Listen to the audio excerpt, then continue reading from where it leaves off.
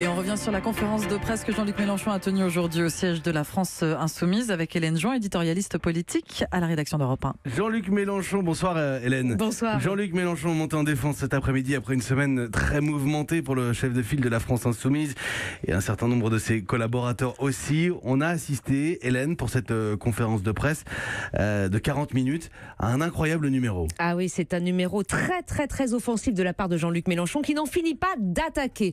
Offensif et parfois même carrément offensant quand il traite Jean-Guy de Chalvron, l'ex-rapporteur à la commission des comptes de campagne qui a été le premier à signaler des anomalies dans les comptes de Jean-Luc Mélenchon, de personnages vils et dégénérés, menaçant également quand il met en garde la presse contre toute reprise d'informations évoquant des surfacturations.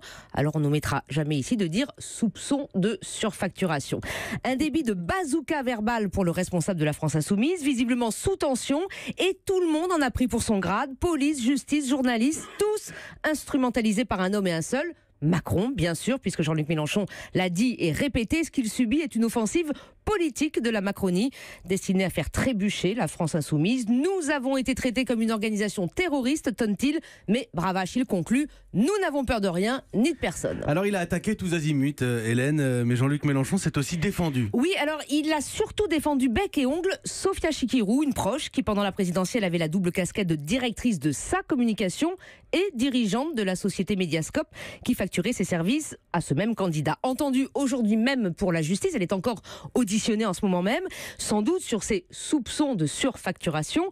Jean-Luc Mélenchon a jugé qu'elle était un bouc émissaire dans cette histoire et il lui a renouvelé toute sa confiance. Bref, c'est une fois de plus un homme en colère, très en colère, qu'on a vu cet après-midi, qui par son fracas, sa fureur, ses attaques sans mesure contre tout et tous, ne semblait pas franchement avoir pour objectif principal de regagner des points de présidentialité. Merci beaucoup Hélène Jouan. Vous pouvez réagir si vous le souhaitez et vous le faites déjà d'ailleurs au 39 21. Il est 18h46.